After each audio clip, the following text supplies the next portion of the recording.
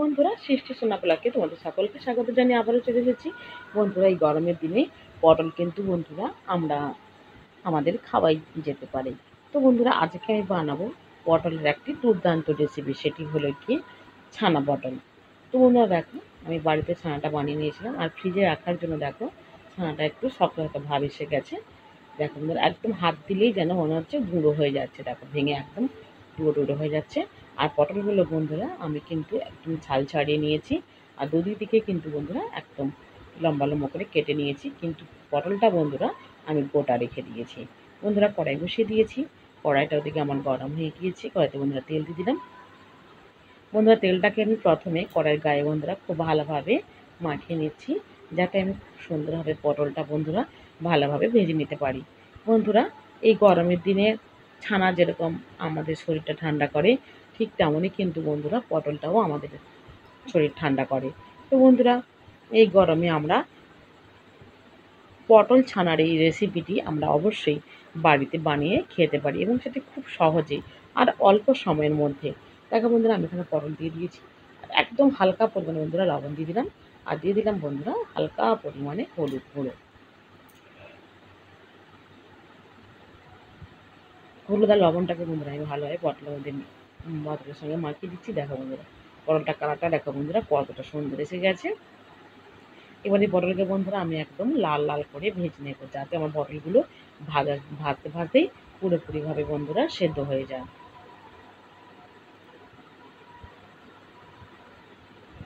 দেখো বন্ধুরা, আস্তে আস্তে করে পটল আমার সেদ্ধ হয়ে ভাজা হয়ে গেছে। আর ভাজতে ভাজতে দেখো বন্ধুরা পুরো পটলটাই কিন্তু আমার সেদ্ধ হয়ে গেছে। দেখো একদম সুন্দরভাবে, কত সুন্দর নরম দেখেছো, একদম পটল ভাজতে ভাজতে দেখো কত সুন্দরভাবে একদম ভাজা হয়ে গিয়েছে। এবার বন্ধুরা আমি পটলটাকে একধারে রেখে দিয়ে আমি বন্ধুরা যে ছানাটা বন্ধুরা আমি তৈরি করে নিয়েছিলাম, এই ছানাটা বন্ধুরা আমি কড়াইতে দিয়ে দিলাম। এবার আমি ছানাটা একটু ভেজে নেব, আর ওদিকে বন্ধুরা পটলটা আমি তুলে নিয়েছি, আর ছানাটাকেও ঠিক একই রকমভাবে বন্ধুরা একটু লাল লাল করে ভেজে নেব। তবে আপনারা ছানাটাকে চাইলে না চাইলে নাও ভাজতে পারেন। তো বন্ধুরা, আমি একটু এটাকে ভেজে নিয়েছি। দেখো ছানার মধ্যে যে তেল ভাবটা ছিল তাতেই কিন্তু ছানাটা আমার পুরোপুরিভাবে ভাজা হয়ে গেছে। দেখো বন্ধুরা, একদম লাল লাল করে ভেজে নিয়েছি। আর বন্ধুরা কড়াই পরিষ্কার করে নিয়ে নিয়েছি। এবার বন্ধুরা দিয়ে দিচ্ছি কড়াইতে পরিমাণ মতন তেল। দেখো বন্ধুরা, একদম সামান্য তেল দিয়ে দিয়েছি, যেহেতু আমার আগে থেকে পটলটা বন্ধুরা ভাজা আছে, আর ছানাতে বন্ধুরা একটু তৈলাক্ত ভাব আছে, তেল তেল মতন, তাই জন্য বন্ধুরা আমি এখানে অল্প তেলেই রান্নাটা করে নিচ্ছি। দেখো বন্ধুরা, আমি এখানে জিরে ফোড়ন হিসাবেই বন্ধুরা আমি এখানে জিরে ফোড়ন ব্যবহার করলাম। আর দেখো বন্ধুরা, আমি এখানে দিয়ে দিচ্ছি টমেটো। বন্ধুরা কেটে রাখা টমেটো দিয়ে দিলাম। দিয়ে বন্ধুরা বেশ ভালোভাবে বন্ধুরা টমেটোটাকে আমি একটু ভাজা ভাজা করে নেব। দেখো বন্ধুরা, আস্তে আস্তে করে টমেটোগুলো কিন্তু বন্ধুরা এইভাবে আমার ঘাঁটা ঘাঁটা হয়ে আসছে। দেখো, এবার বন্ধুরা দিয়ে দিচ্ছি আমি পরিমাণ মতন লবণ। যেহেতু বন্ধুরা পটলটা ভাজার সময় আমার লবণ দেওয়া ছিল, সেজন্য বন্ধুরা আমি এখানে অল্প পরিমাণে লবণ দিলাম, যাতে আমার সব দিকটা বজায় থাকে। এবার দিয়ে দিচ্ছি বন্ধুরা আমি হলুদ গুঁড়ো দিয়ে দিলাম। দিয়ে বন্ধুরা খুব ভালোভাবে লবণ হলুদটাকে টমেটোর সঙ্গে বন্ধুরা কষে নিয়েছি। দেখো টমেটোটা আমার পুরোপুরিভাবে গলে গিয়েছে, আর অনেকটা বন্ধুরা গ্রেভি তৈরি হয়ে গেছে। এবার বন্ধুরা দিয়ে দিলাম এতে আদা পেস্ট। এবার আদাটা দিয়ে বন্ধুরা বেশ কিছুক্ষণ বন্ধুরা এইভাবে ভালোভাবে বন্ধুরা কষিয়ে নিচ্ছি। বন্ধুরা, আমি এখানে নিরামিষ রান্না করছি। তোমরা চাইলে বন্ধুরা এই ছানা পটলটা তোমরা পেঁয়াজ রসুন দিয়েও রান্না করে নিতে পারো। এবার বন্ধুরা দিয়ে দিচ্ছি আমি কাশ্মীরি রেড চিলি পাউডার। তো বন্ধুরা, যেহেতু ছানা তরকারিটা কিন্তু একটু মিষ্টি মিষ্টি হবে, তাই আমি এখানে বন্ধুরা রেড চিলি পাউডারটাই ব্যবহার করলাম। এবার বন্ধুরা দিয়ে দিচ্ছি সামান্য পরিমাণে চিনি। তো বন্ধুরা চিনিটা তোমরা নাও দিলেও দিতে পারো। চিনিটা দিয়ে বন্ধুরা আমি মশলার সঙ্গে খুব ভালোভাবে চিনিটাকে মিশিয়ে নিয়েছি। দেখো বন্ধুরা, আস্তে আস্তে চিনিটা আমার পুরোপুরিভাবে বন্ধুরা দেখো গলে গিয়েছে। এবার বন্ধুরা দিয়ে দিচ্ছি পরিমাণ মতন জল। প্রথমে বন্ধুরা আমি অল্প জল দিয়ে দিয়েছি, দিয়ে বন্ধুরা খুব ভালোভাবে মশলাটাকে আমি জলটার সঙ্গে বন্ধুরা এইভাবে মিশিয়ে নিয়েছি।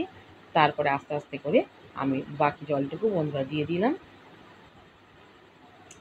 দেখো বন্ধুরা, এই যে জলটা দিয়েছি, এই জলটাতে কি হবে, এই মশলাটা আমার খুব ভালোভাবে বন্ধুরা ফুটে উঠবে। দেখো, আর যে চিনিগুলো বন্ধুরা আমার পুরোপুরিভাবে গলে যায়নি, এখনও গলতে বাকি আছে, সেই চিনিগুলো বন্ধুরা আমার গলে যাবে। দেখো মশলাটা আমার এদিকে খুব ভালোভাবে বন্ধুরা কষানো হয়ে গেছে। দেখো এবার আমি রান্নার জন্য জল দিয়ে দেবো। দেখো কালারটা দেখো বন্ধুরা কত সুন্দর কালার এসেছে। এবার বন্ধুরা দিয়ে দিচ্ছি বন্ধুরা পরিমাণ মতন জল। যেহেতু বন্ধুরা একদম হালকা গ্রেভি থাকবে, সেজন্য বন্ধুরা বেশি জল দিলাম না, পরিমাণ মতন বন্ধুরা জল দিয়ে দিচ্ছি। এবারে জলটাকে বন্ধুরা আমি পুরো মশলার সঙ্গে বন্ধুরা জলটাকে আমি মিশিয়ে নেবো। দেখো এবার আস্তে আস্তে করে তরকারিটা আমার ফুটতে শুরু করলেই, দেখো আস্তে আস্তে করে তরকারিটা আমার ফুটতে শুরু করে দিয়েছি। দেখো একটু ভালো করে টক করে ফুটে উঠলেই এবার যে বন্ধুরা ভেজে রেখেছি পটলগুলো, সেই পটলটা বন্ধুরা দিয়ে দিচ্ছি। দেখো বন্ধুরা আস্তে আস্তে পটলগুলো বন্ধুরা দিয়ে দিলাম, দিয়ে ভালোভাবে তরকারিটাকে আমি খুব ভালোভাবে বন্ধুরা ফুটিয়ে নিচ্ছি। দেখো আস্তে তরকারিটা আমার ফুটতে শুরু করে দিয়েছে।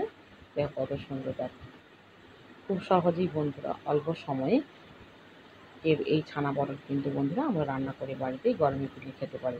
এবার বন্ধুরা ভেজে রাখা ছানাগুলো বন্ধুরা আমি দিয়ে দিলাম, দিয়ে বেশ কিছুক্ষণের জন্য আমি ফুটিয়ে নেব।